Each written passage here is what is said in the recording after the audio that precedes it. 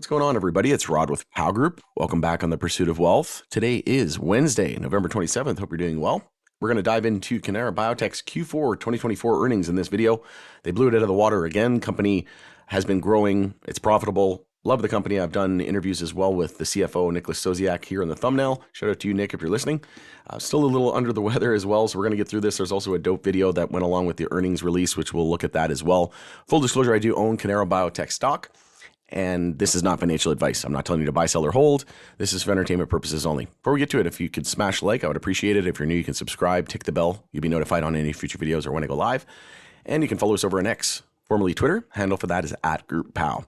I've been hearing a lot from bud tenders lately when I go into Cannara or whatever retail shop here in Edmonton, Alberta, and they really are growing in Quebec, but also in Ontario as well. But every time I go into a shop now, that all they talk about is, oh my God, the Tribal. They don't really know Cannara Biotech specifically, but they know the brand Tribal, and that's one thing I hear them talk about all the time. They said that their vapes are amazing. They're the least failure rate, or they seem to be the ones that fail the least. Everybody said they return a lot of the vapes, but it's usually never the Tribal ones. So shout out to the Tribal and Cannara Biotech team. Like I said, if you haven't seen the prior videos that I did interviews, just go to playlist, click on interviews, and you can see I've done, I think, 3 now. With the company and Nicholas Sosiak, the CFO. The Green Market Report was also talking highly of them as well. Cannara revenue surges 43%, and they net a profit in fiscal 2024. And we'll play the video that came along with the earnings release here in just a moment. Super dope. Sales were driven by Quebec market share gains as the Canadian MJ producer continues to expand its canopy. Cannara Biotech posted quarterly revenue that was actually a record quarterly revenue in fiscal fourth quarter and delivered strong annual growth as the Canadian licensed MJ producer expanded its presence in Quebec and launched new products. So here was the direct earnings release. I'm not going to read the entire thing. You can breathe a sigh of relief, but they had their full fiscal year 2024 results as well. They achieved record sales growth and operating cash flow, solidifying leadership in Canada's very, very competitive MJ market. So record Q4 and year-end total revenues of $23.4 million and $82.2 million, representing a 28% and 43% increase compared to the same periods in 2023. Robust growth in Q4 over Q3, and adjusted operating income by 42%. Wow. Adjusted EBITDA 33%, and net income by 184%, and free cash flow by 117%. Delivered 14th consecutive quarter of positive adjusted EBITDA, $3.7 million. And they had operating cash flow surging 81% year over year to $10.7 million, reached national market share of 3.2% in Q4 2024. And that was a 39% increase from the year prior, with a leading 11.9% market share in Quebec, making the company as a top third in the province. 2 Valleyfield grow zones planned for fiscal 2025, activating an additional 50,000 square feet of canopy. So again, taking that crawl, walk, run approach. The team, shout out again to the team at Cannara Biotech. I know they're very hardworking and passionate, and they're just executing on all levels. So love to see it. I'm a proud shareholder and excited to see what this company is going to do. Really, focusing on the quality and profitability, and also just not trying to be too big too quickly. So I think they're doing it the right way for sure. They're bringing its estimated total annual MJ production just under 40,000 kgs. Annual general meeting of shareholders is scheduled for January 30th, 2025 at 11 a.m. Eastern time. And they did come in with positive EPS as well. So earnings per share was 0.06 and 0.05 for Q4 2024 and 2023. And if we scroll down here, you can see basic earnings per share. So yeah, positive 0.06. So again, very impressive report. And like I said, it came along with the video. So we'll check into that now. Just one moment. Dear shareholders, thank you. As we celebrate 5 years since Cannara became a licensed producer, we want to express our deepest gratitude. Your unwavering support has fueled our journey, a journey defined by a love for cannabis and a commitment to quality. We couldn't have reached this milestone without you. Starting out, we knew there would be challenges, from navigating complex regulations and banking restrictions to contributing over $60 million in cannabis excise tax. The industry has presented more valleys than peaks. But through it all, we remain committed to our vision, to build a business that honors the plant its consumers, and our shareholders. Why invest in Cannara now? We are at a pivotal moment, positioned to be one of Canada's leading producers. Over the years, we built a solid foundation capable of generating sustained returns and thriving in the evolving cannabis industry.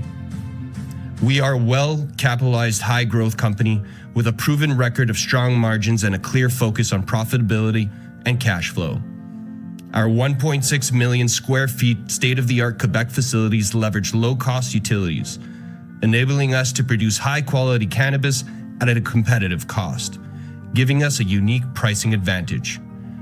Our flagship brands, Tribal, Nugs, and Orchid CBD, have built strong market loyalty, and with their exceptional quality, they are primed for continued growth and market expansion. We are poised for national leadership, ranking in the top 3 LPs in Quebec and top 8 across Canada as of October 2024, with a steady market share growth each month. Cannara's momentum continues to build towards becoming number 1. This success wouldn't be possible without your trust. Our team, now over 400 strong, are passionate about elevating the cannabis experience for everyone. And while this year was historic, I truly believe it's just the beginning. The future is bright, and we are excited to continue this journey with you. Thank you for believing in us, sharing our vision, and being an essential part of the Cannara family. Together, we will keep growing, inspiring, and leading the Canadian cannabis industry. One love.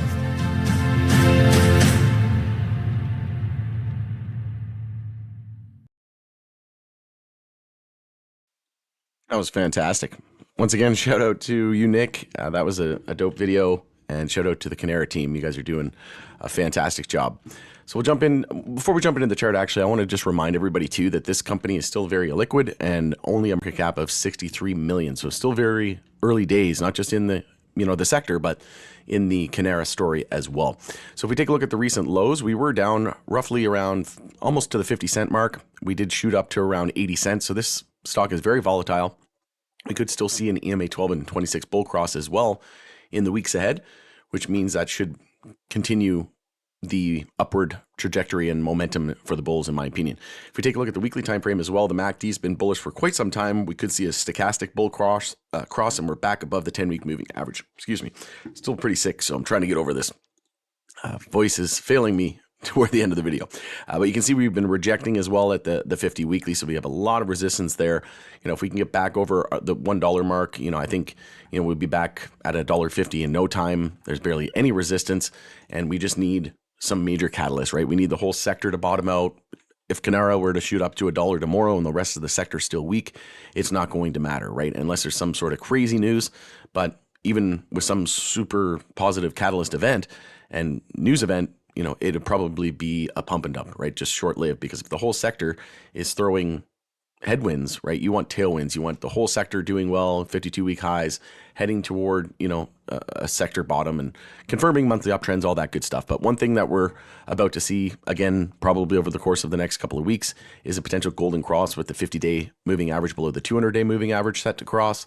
And then we could potentially see the first ever 50 and 200 weekly moving average bull cross. But that's probably, I would say, some point in the back half of 2025 based on how far those are away. I mean, anything can happen. It could happen, in a couple of months, 2 or 3 months. But to be a more realistic analyst, I would say it's probably going to be a mid 2025 play. You got to think, right? There's still a lot of tax loss harvesting, things like that going on with the MJ space leading into the end of the year. There's been a lot of gains to start the year and then a lot of losses. So we'll see what happens. But personally, I'm not holding my breath. I think it's going to be at least a few more months. Again, I've been very vocal saying that, we're going to see crypto, big tech, AI continue to be the play like it has been since March of 2020. And then once it goes on its multi-year bear market, we'll see MJ go on a multi-year bull market, just like we saw when, the federal government in Canada legalized in 2018, something similar, I think, where we're about to see major reform in the US. So things are exciting. Just think, once it continues to expand in Canada, the Cannara story is just getting started, right?